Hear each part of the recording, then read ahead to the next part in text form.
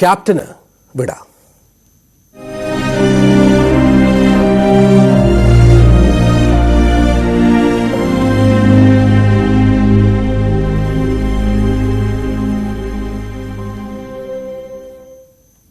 തമിഴകത്തെ super താരവും DMDK നേതാവുമായ വിജയകാന്ത് അന്തരിച്ചു. 71 വയസ്സായിരുന്നു. ശ്വാസതടസ്സം അടക്കമുള്ള അസുഖങ്ങളെ തുടർന്ന് 2 ആഴ്ചയായി ആശുപത്രിയിൽ ചികിത്സയിലായിരുന്നു അദ്ദേഹം.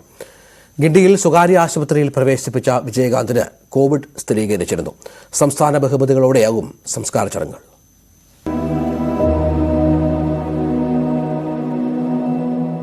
തമിഴകത്തിന്റെ ക്യാപ്റ്റൻ വിടവാങ്ങി. 80കളിലും 90കളിലും തമിഴകത്തിന് ത്രസിപ്പിക്കുന്ന സൂപ്പർ ഹിറ്റുകൾ സമ്മാനിച്ച വിജയകാന്ത്. പ്രിയ നായകന്റെ വിയോഗം ഉൾക്കൊള്ളാനാകുന്നില്ല തമിഴകത്തിന്.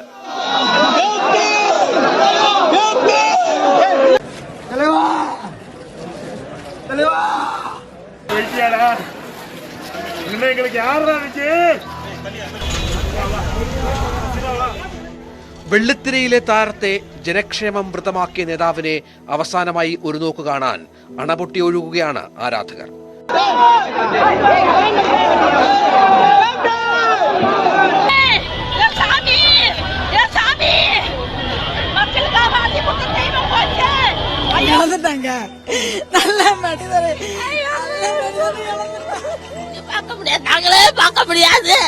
இனி நாங்களே பார்க்க முடியாது.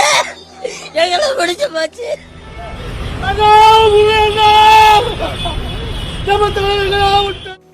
1979 ഇനിക്കും ഇളമൈ എന്ന ചിത്രത്തിൽ വില്ലനായി വിജയകാന്ത് വെള്ളിത്തിരയിലേക്കെത്തി.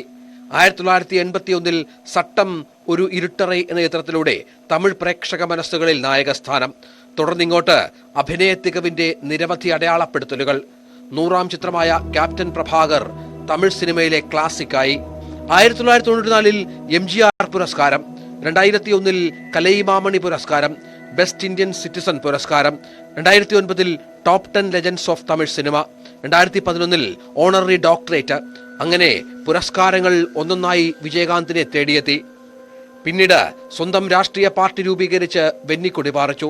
2005 സെപ്റ്റംബർ 14 ദേശീയ മൂർപ്പോക്ക് ദ്രാവിഡ കഴകം എന്ന രാഷ്ട്രീയ പാർട്ടി സ്ഥാപിച്ചത്. പ്രതിപക്ഷ നേതൃസ്ഥാനം വരെയുള്ള രാഷ്ട്രീയ നേട്ടങ്ങൾ. ആരോഗ്യ പ്രശ്നങ്ങളെ തുടർന്ന് ഏറെ നാളായി സജീവ രാഷ്ട്രീയത്തിൽ നിന്ന് വിട്ടുനിൽക്കുകയായിരുന്നു. അരങ്ങൊഴിഞ്ഞത് വെള്ളിത്തിരയിലെ ഇതിഹാസമെന്ന് പ്രധാനമന്ത്രി കുറിച്ചു. പ്രിയ സുഹൃത്തിനാണ് നഷ്ടമായതെന്ന് മുഖ്യമന്ത്രി MK സ്റ്റാലിനും അനുസ്മരിച്ചു. വിങ്ങിപ്പൊട്ടുന്ന ആരാധക മനസ്സുകളിൽ നല്ല ഓർമ്മകൾ ബാക്കിയാക്കി വിജയകാന്ത് മടങ്ങുകയാണ്.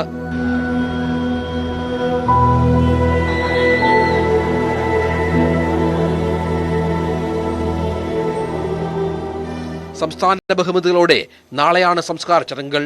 News desk, News 18.